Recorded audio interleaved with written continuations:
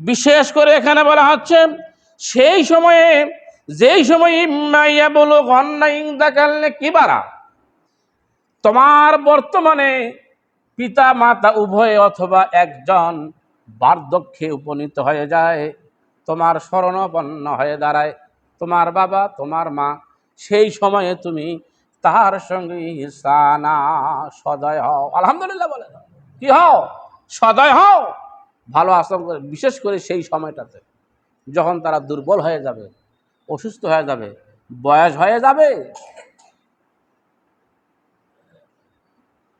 একথা তাফসিরে মুফাসসিরে কেরামগণ অনেক ব্যাখ্যা দিয়েছেন, তার ভিতরে কয়েকটা কথা বলি।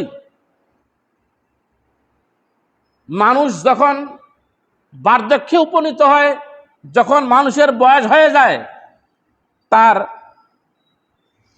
শ্রবণ শক্তি হারে যায়, যায় কি যায় না? তারপর স্মরণ শক্তি হারে যায়, দৃষ্টি শক্তি হারে যায়, যায় কি যায় না?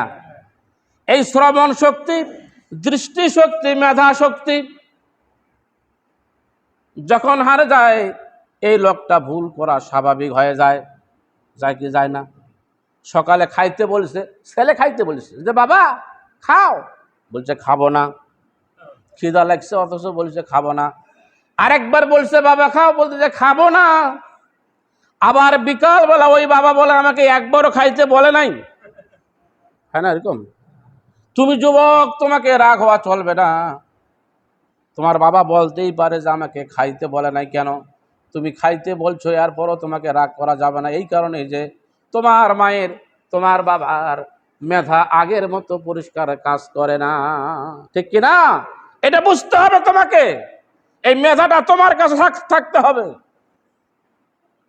অনেক সমস্যা আছে আমাদের সমাজে, রাগারাগি করা যাবে না, চেতাচেতি করা যাবে না। মা যদি মুশরিকাও হয়, বাবা যদি মুশরিকও হয়, তবু তার প্রত্যেকটা আনুগত্যের কথা শোনা জায়েজ নাই, ঠিক আছে, কিন্তু তার সঙ্গে খারাপ আচরণ করা কখনো যাবে না। পিতামাতার সম্মান পিতামাতার জায়গায় রাখতে হবে।